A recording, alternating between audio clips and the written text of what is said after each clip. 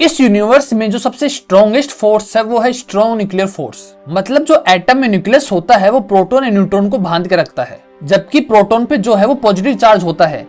Positive positive आपस में repel करते हैं, उसके बावजूद न्यूक्लियस इन प्रोटॉन को बांध के रखता है। तो इस स्ट्रॉन्ग न्यूक्लियर फोर्स के पीछे रीजन क्या है, तो इसको समझने के लिए हमें प्रोटॉन एंड न्यूट्रॉन के अंदर चलना होगा। प्रोटॉन एंड न्यूट्रॉन जो है वो क्वार्क से मिलकर बने होते हैं। जैसे जो प्रोटॉन है वो 2 up quark and 1 down quark से मिलकर बना होता है, एंड न्यूट्रॉन जो है वो 2 down quark and 1 up quark से मिलकर बना होता है। अब जो क्वार्क्स होते हैं आपस में ग्रुप में रहते हैं, जैसे पॉजिटिव एंड नेगेटिव 2 चार्ज होते हैं, वैसे ही इन क्वार्क्स के ग्रुप में 3 कलर चार्ज होते हैं। जो 3 कलर चार्ज है रेड, ग्रीन एंड ब्लू। ये रियल कलर नहीं है, बस इनको समझने के लिए रेड, ग्रीन एंड ब्लू में रखा गया है। अब जो ये 3 कलर चार्ज है रेड, ग्रीन एंड ब्लू, ये आपस में मिलके व्हाइट कलर बनाते हैं। व्हाइट कलर का मतलब है कि red, green and blue neutral हैं, और ये जो क्वार्क्स के ग्रुप होते हैं इनका मकसद होता है न्यूट्रल होना, मतलब व्हाइट कलर आना। अब मान लो हमारे पास 2 क्वार्क्स हैं, एक है रेड, एक है ग्रीन। अब ये मान लो कि क्वांटम लेवल पे कुछ हुआ एंड जो रेड क्वार्क है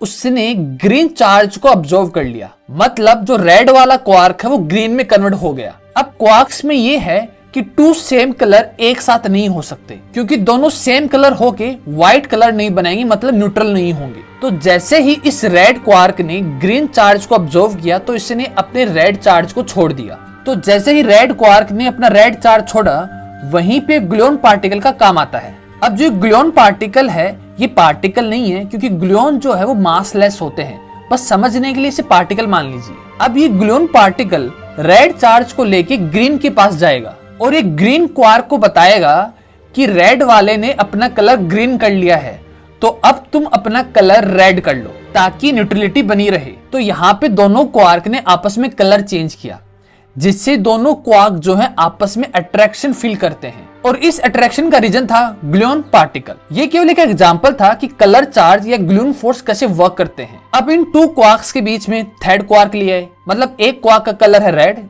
दूसरे का ग्रीन एंड थर्ड वन का है ब्लू। तो इन तीनों क्वार्क में अगर एक क्वार्क दूसरा कलर ले लेता है तो यहाँ पे ग्लूऑन पार्टिकल जो है वो इनके बीच में वर्क करना चालू कर देगा। मतलब ग्लूऑन पार्टिकल जो है वो इन तीनों क्वार्क्स के बीच में मैसेंजर का काम करता है, और उसी ग्लूऑन पार्टिकल के कारण ये तीनों क्वार्क आपस में अट्रैक्शन फील करते हैं, और ये अट्रैक्शन इतना स्ट्रॉन्ग होता है कि जो प्रोटॉन एंड प्रोटॉन के बीच में रिपल्सिव फोर्स लग रहा है वो भी इसके आगे कुछ नहीं है। तो आप समझ गए होंगे कि स्ट्रॉन्ग न्यूक्लियर फोर्स के पीछे ग्लूऑन फोर्स या ग्लूऑन पार्टिकल का हाथ है।